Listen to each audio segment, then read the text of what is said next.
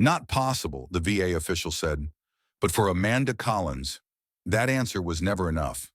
In a small kitchen in Spencer, Massachusetts, she stared down a mountain of forms and policies, fighting to keep her late husband's promise alive. She kept going, never backing down, even when the system buried her in red tape and endless phone calls.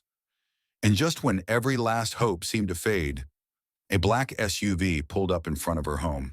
A general stepped out, his quiet authority a promise in itself. And on that day, the promises were finally kept. Welcome to Grateful Stories, where tales of compassion and kindness are told. Let's uncover what really happened. Amanda Collins stood in the small kitchen of her old farmhouse, the morning light slanting through the window above the sink. The sun painted the wooden cabinets in warm honey tones, but her eyes stayed fixed on the folder in her hands.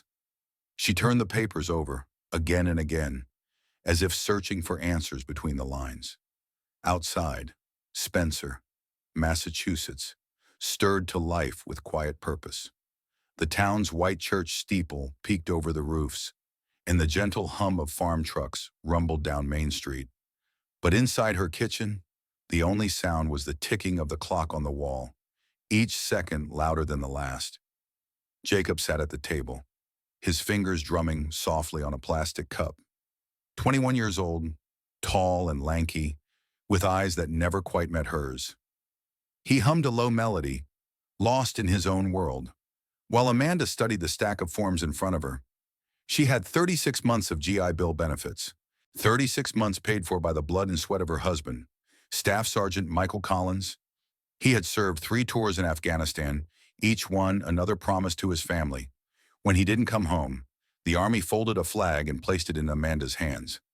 That flag still sat on the mantel, a silent witness to everything she carried alone. Now, those benefits were meant for Jacob, her boy, her responsibility. His doctors said he had a chance, a real chance, if he could get into the program at Lesley University. A program built for people like him. A program that could help him find his own voice in a world that never stopped talking. Lesley University was already approved by the VA. She'd checked that a dozen times.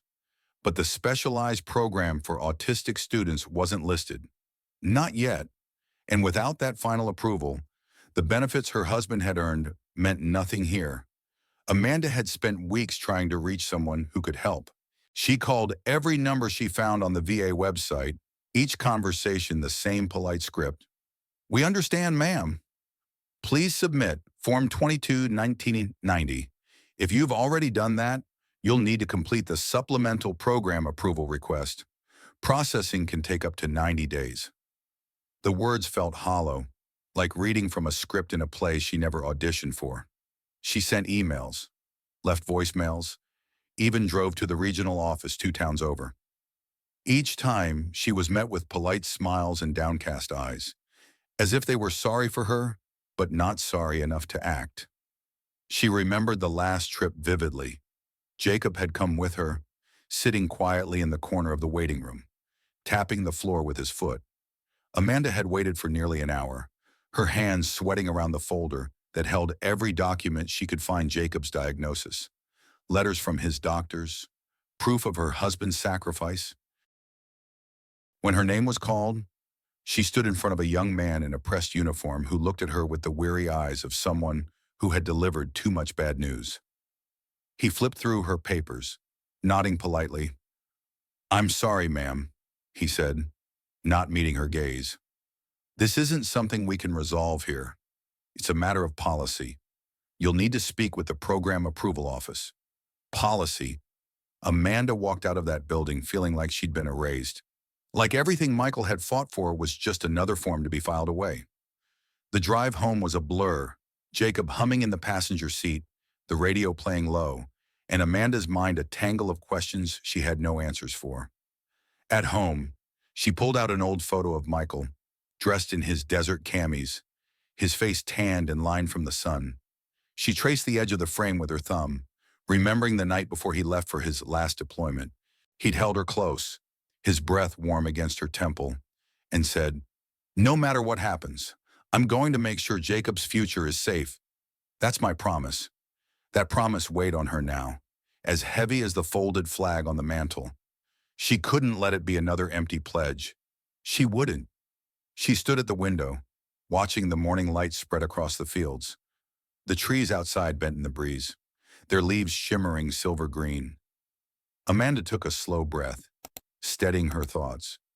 She knew she couldn't force the VA to care, but she could keep trying.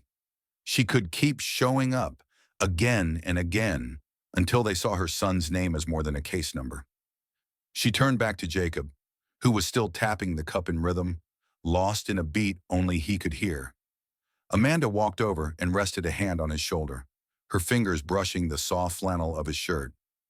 "We'll figure this out, sweetheart," she said quietly. Her voice shook, but she willed it steady. "I promise you." Jacob didn't answer, but his fingers stilled for a moment. A fleeting pause, a silent connection between them. Amanda set the folder down on the table and took a sip of cold coffee. The bitter taste anchored her in the present. She didn't know what tomorrow would bring, but she knew this: she would not let the VA's red tape keep her from honoring the promise Michael had made. She would not let her son's future be lost in a pile of forms. The weight of that vow settled over her like a second skin, familiar, unshakable. Amanda Collins had never been a woman who gave up easily, and she wasn't about to start now. As the clock on the wall ticked on, she closed her eyes for a moment, gathering her strength. Then she opened them again, her gaze sharp and unflinching. Because some battles aren't fought with rifles and boots. Some are fought in quiet kitchens, with paper and pen, and a heart that refuses to back down. Amanda Collins was ready for that fight. And she would not let her husband's memory be forgotten. The next morning, Amanda woke early, the sky outside still wrapped in soft gray light. She packed a small bag with snacks and water bottles, her hands moving with quiet determination. Jacob watched her from the doorway, his head tilted, a question in his eyes. She smiled at him, even though her heart felt like it was caught in a vice.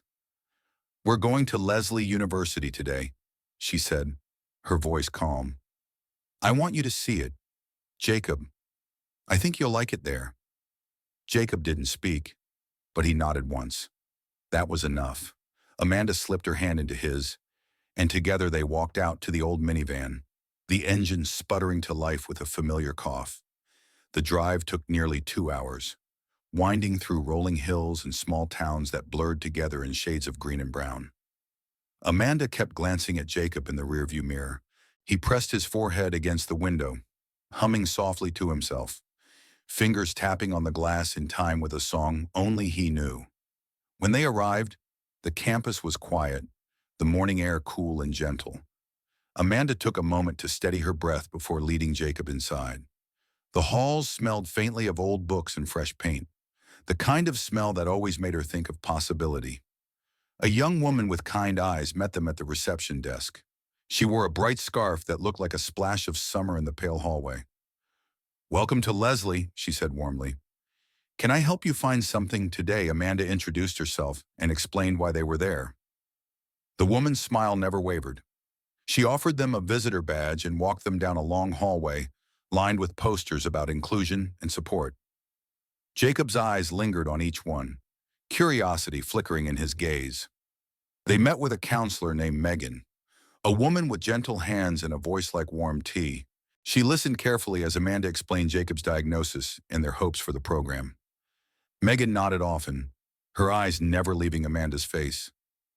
"I wish I could promise you this will be easy," she said softly. "But I can promise you that we'll do everything we can to help Jacob find his place here. He deserves that." Jacob sat in the corner, twisting a rubber band around his fingers. When Megan showed him pictures of the program's sensory room, his lips parted in a small, awed smile. Amanda's heart squeezed tight in her chest, that flicker of light in his eyes she hadn't seen it in so long. Megan walked them through the classrooms, pointing out the quiet corners and the tools designed for kids like Jacob. Amanda took careful notes in a small spiral-bound notebook, her handwriting neat and steady. Every detail mattered. Every chance to make this real felt like a lifeline. They spent the whole morning there, talking to teachers and peeking into activity rooms. Jacob was quiet, but he never pulled away. He touched the edge of a weighted blanket, his fingers lingering on the soft fabric, and Amanda saw something in him shift, a tiny thread of belonging. Afterward, Amanda thanked Megan, her voice thick with emotion. "I just want him to have a chance," she said. Megan squeezed her hand gently. "He will," she promised. "He will." The drive home was silent. Jacob leaned his head against the window again, but there was a softness in his shoulders that hadn't been there before. Amanda kept her hands tight on the wheel, her mind racing through everything she needed to do next. That night, she spread all the papers across the kitchen table. She organized them into neat stacks: medical reports, letters of support, Jacob's educational history. She checked every form twice, then 3 times, her pen scribbling notes in the margins. She slept only a few hours, her mind too loud to rest. When dawn broke, she packed it all into a manila envelope and drove straight to the VA office. She stood in line behind a man in a battered leather jacket, a woman clutching a file so thick it looked like a small book. When it was her turn, Amanda stepped forward, her voice steady. "I'm here to submit these forms for my son," she said, laying the envelope on the counter like an offering. The clerk glanced at it, then at her, and nodded politely. "You'll need to fill out the supplemental benefits request as well," he said in a flat voice, "and the disability verification addendum." Amanda felt her heart sink. She had already filled out every form they'd given her, but she nodded, took the new stack of papers, and sat in the corner to start again. Her hands ached as she wrote, each word another promise to Michael's memory. Days blurred into weeks. Amanda spent every spare moment on the phone, her voice growing hoarse from repeating the same questions. Each call ended with another form to complete, another hurdle to clear. The VA's system felt like an endless labyrinth of red tape and polite refusals. Jacob's therapists did what they could. They wrote letters of support, praising the Leslie program and explaining how it could change Jacob's life. But even they admitted there was only so much they could do. The VA had its own language, one that didn't speak of hope, only of eligibility and protocol.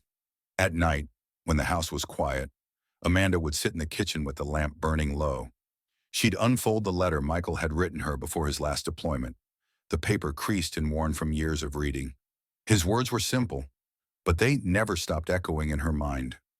"When you see a wall, don't turn away," he had written. "Hit it hard enough to let it know you're coming." Amanda traced those words with her finger. The ink faded, but the meaning as sharp as the day he'd written them. She knew she couldn't let this be the end. She wouldn't let Michael's promise be buried in someone else's paperwork. One evening, after another fruitless call to the VA, Amanda sat with her head in her hands, exhaustion pressing down on her like a weight. She looked across the kitchen at Jacob, who was lining up colored pencils in perfect rows. His focus, his quiet determination, it mirrored her own. In that moment, Amanda realized she needed help beyond the system. She opened her laptop and began to type, her fingers moving on instinct alone. She wrote to a local veterans group she'd read about in the paper, pouring out her heart in every line. She told them about Michael, how he'd given everything he had, so his son would never have to fight alone. She told them about Jacob, about the program that could change his life. And she told them about the VA, the walls that kept rising no matter how hard she tried to knock them down. When she finished, she read the letter once more, her chest tight and her eyes stinging. Then she pressed send and sat back, her hands trembling in her lap. She didn't know if anyone would read it or if they'd care, but she had to try. Because some battles aren't won in uniform or on foreign soil. Some battles are fought in small kitchens, under flickering lights, by people who refuse to let go of what matters most. And Amanda Collins was ready to fight every inch of the way. The rain fell steady and cold that afternoon, washing the sky in muted grays. Amanda sat at the kitchen table, the folder of Jacob's paperwork spread out before her. Her hands trembled as she flipped through the pages, the words swimming in and out of focus. She felt the weight of it all pressing down on her, heavier than any battlefield. Jacob sat nearby, tracing the edge of a placemat with his fingertip. lost in his own quiet world. Amanda blinked back the sting of tears, swallowing the ache in her throat. She didn't know how much longer she could keep going. Each form, each phone call, everyone felt like another closed door. She closed her eyes for a moment, breathing in the damp scent of rain that drifted through the open window. Then she heard it, the low, deliberate rumble of engines on the gravel driveway. She looked up sharply, confusion knitting her brow. Outside, a convoy of black SUVs pulled in, their headlights cutting through the mist. Amanda pushed back from the table, her pulse quickening. She stood in the doorway, her breath caught somewhere between hope and fear. The lead SUV came to a stop, and a tall figure stepped out into the rain. He wore a dark green dress uniform, metals gleaming softly on his chest. His posture was straight, his stride measured, a soldier's bearing that time had only refined. His hair was silver at the temples, and his eyes were a calm, steady blue. Amanda felt her heart hammer in her chest. She didn't know this man, didn't know why he was here, but there was something in the way he moved, like the world never rushed him, because he had already seen the worst of it. He stopped a few feet from her door and raised a hand in quiet greeting. "Mrs. Collins," he said, his voice low but carrying easily over the rain. Amanda nodded, her throat too tight to speak. The man gave a small, respectful nod. "My name is General David Pierce," he said gently. "May I come in?" Amanda hesitated only a moment before stepping back, holding the door open for him. Inside, the air smelled faintly of coffee and damp earth. The general paused on the threshold, his eyes sweeping the small kitchen, the worn wooden table covered in forms. He nodded once, as if taking it all in. "Thank you," he said quietly. He removed his hat and tucked it under one arm, water dripping from the brim. Amanda motioned to the table, her hands still shaking slightly. "Please, sit," she managed, her voice rough. General Pierce took the offered seat with a slow, deliberate grace. He set his hat down carefully, then folded his hands on the table. Amanda hovered for a moment, then sank into the chair across from him. Jacob watched from the doorway, his eyes wide but curious. Amanda rested a hand on her son's shoulder, grounding them both in the moment. The general's gaze was steady but kind. "I received your letter," he said, his tone measured. "It was forwarded to me by the local veterans group. I read every word. Mrs. Collins." Amanda felt her breath catch. She hadn't known if anyone would even open that email, let alone this man, who carried the weight of a nation in his quiet presence. She swallowed hard, her fingers curling around the edge of the table. "I'm sorry to barge in like this," he continued softly, "but I've seen too many families worn down by red tape and silence. I wanted to hear your story myself." Amanda nodded slowly, her throat tight with emotion. She took a shaky breath, then began to speak. She told him about Jacob, about the way he hummed when he was nervous, about how the world could be too loud for him sometimes. She told him about Michael, about the promise he'd made to keep their son's future safe. General Pierce listened without interrupting. He didn't glance at his watch or shift in his seat. He simply watched her with eyes that had seen enough to understand how much one story could matter. She spoke of the VA, the endless forms and the quiet refusal of the system to see her son's face behind the paperwork. Her voice shook, but she didn't stop. She told him about Leslie University, about the program that might finally give Jacob a place to belong. When she finished, the room was silent but full. The rain still tapped softly at the window, a gentle counterpoint to the storm that had raged inside her for months. General Pierce leaned back slightly, his expression thoughtful. He let the silence linger for a moment longer, then nodded once. "Thank you for sharing that with me," he said, his voice calm and sure. "I know it wasn't easy." Amanda swallowed, blinking back tears she hadn't meant to let fall. I need someone to hear it," she said softly, "to understand that he deserves this chance." General Pierce's eyes softened. "I do understand," he said. "I've seen too many promises broken by red tape, Too many families left waiting for help that never comes. He paused, was glancing at the stack of forms on the table. He reached out and laid a hand gently on the folder, his fingers brushing the worn edges. But I also know this, he continued. Your husband gave everything so his son could have a future. That's not a line in a file. That's a debt we all share. Amanda felt her shoulders loosen, the tightness in her chest easing just a little. The general looked her in the eye, his gaze steady and unwavering. It's time to end this, he said simply. He pulled a slim phone from his pocket, the dark screen reflecting the kitchen's dim light. He dialed a number with practiced ease, his voice low and certain as he spoke. Get me the director of program approvals at the VA, he said quietly. Now. There was a pause, then a soft yes. Sir crackled through the line.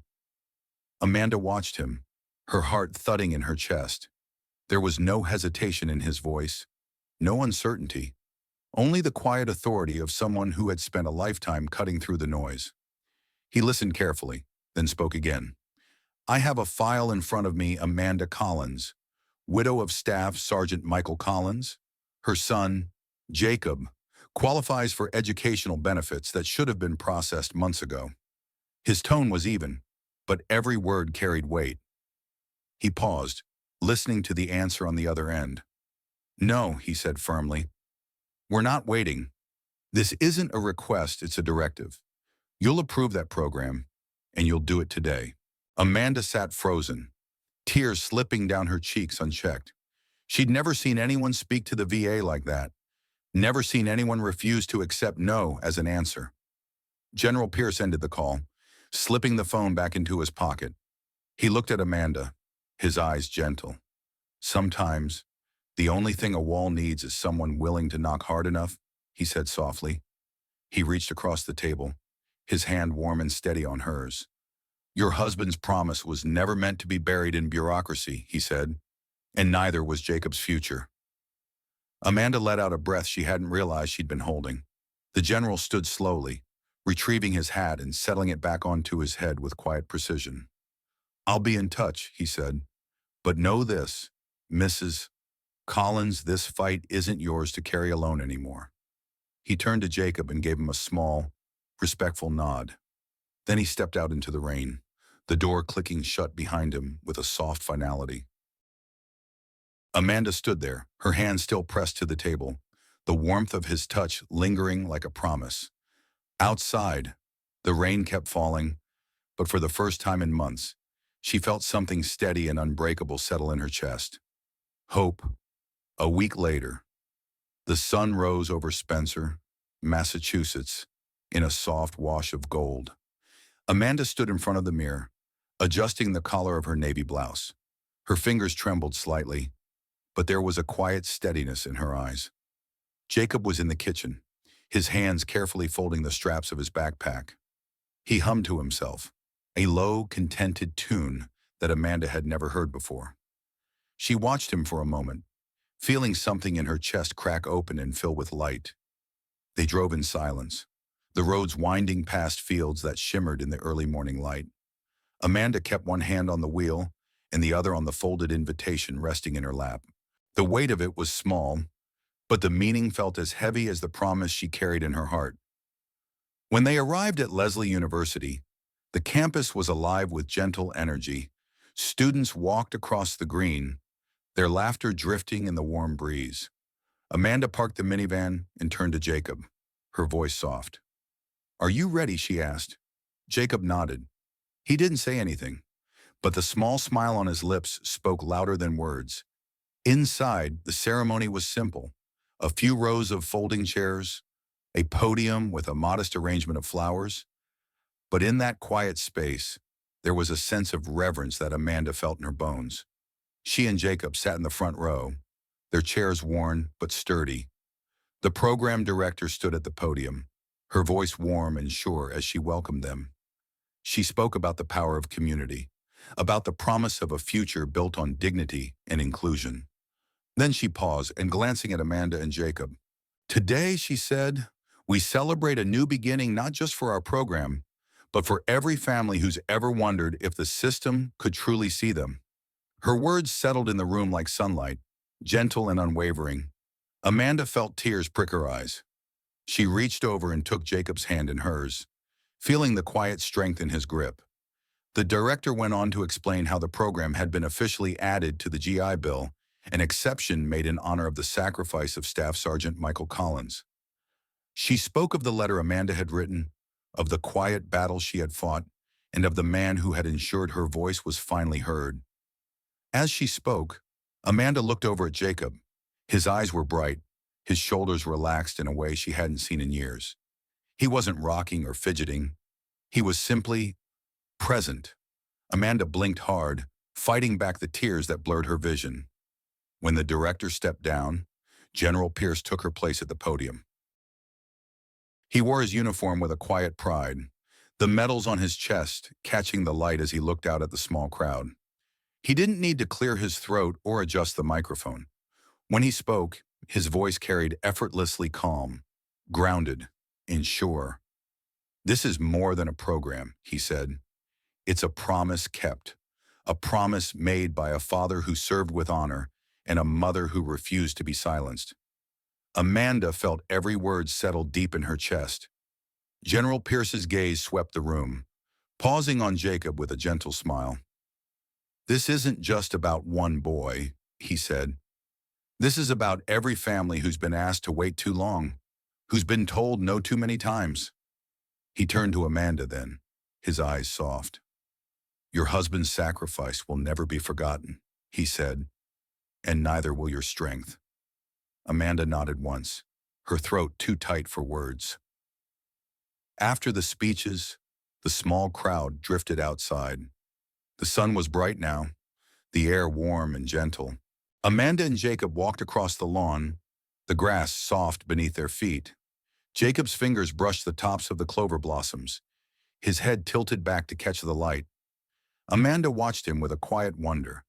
She thought of every night spent hunched over paperwork. Every morning she woke up and chose to keep going. And now, standing here, she knew it had all been worth it. General Pierce joined them a few minutes later, his hands clasped behind his back. He looked at Jacob and then at Amanda, a small smile lifting the corners of his mouth.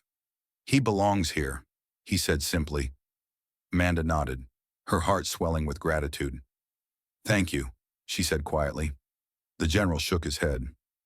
"No thanks needed," he replied. This was always his right. They stood there for a moment, the sun warm on their faces. Then the general spoke again, his voice softer now. "This isn't just the end of a fight, Mrs. Collins," he said. "It's the beginning of something better." Amanda took a slow breath, feeling the truth of his words settle deep in her bones. She looked at Jacob, who was watching a small group of students nearby. His face was calm, his lips curved in a faint, genuine smile. For the first time in a long time, Amanda felt something settle in her chest that she hadn't known she was still missing. Peace, not because everything was easy now, or because the road ahead would be without struggle, but because they weren't alone anymore. Later, as the ceremony wrapped up, Amanda found herself standing at the edge of the green. Jacob was already in the classroom building, meeting with the program director, his steps sure and measured. She closed her eyes for a moment, breathing in the warm June air. She thought of Michael, of his quiet strength, of the way he'd looked at her the night before he left for Afghanistan. "No matter what happens," he'd said, "I'll make sure Jacob's future is safe." Amanda opened her eyes, a small, quiet smile on her lips. She could almost feel him beside her, his hand at her back, steady and warm. She whispered the words softly. A promise returned to the air. "I kept your promise," she said. "I kept it." General Pierce joined her then, his presence calm and grounding. He didn't say anything, just stood beside her, his gaze on the classroom where Jacob now belonged. The silence between them was comfortable, filled with understanding. Finally, and he spoke, his voice low. "This isn't just a victory for one boy," he said. "This is how we honor every soldier who gave more than we could ever repay." Amanda nodded, tears slipping down her cheeks unchecked. She didn't try to wipe them away, They weren't tears of sorrow. They were tears of relief, of hope, of a promise kept in the quiet spaces where no one else could see. As the sun climbed higher, Amanda watched through the window as Jacob joined a small group of students in a bright, airy classroom. His laughter drifted out to her on the breeze, light and easy, and her heart ached with love. This was what she had fought for. Not just a piece of paper or a line in a file, but this moment, a place where Jacob could belong, a place where Michael's sacrifice lived on, not as a memory, but as a foundation for something better. Amanda let out a long breath, her shoulders finally relaxing. She looked at the quiet campus, at the gentle green lawns and the bright windows, and she knew they were exactly where they needed to be. And in that quiet moment, Amanda Collins understood that some battles are worth every ounce of strength you have. Because when the dust settles, what remains is not the fight itself, but the hope it leaves behind. Jacob's laughter drifted out again, and Amanda smiled, the sound like a balm to her soul. She closed her eyes for just a moment, and in the stillness, she whispered softly, "We're home." In our darkest moments, kindness still finds a way, often in the quietest places. Not everyone who helps wants recognition. Some just need to know that today, someone isn't going hungry. And sometimes, that alone is enough to change a life. You may forget the story, but if no one retells it, history stays silent forever. Subscribe to Grateful Stories, where justice is honored, kindness is remembered, and no act of quiet heroism is ever lost.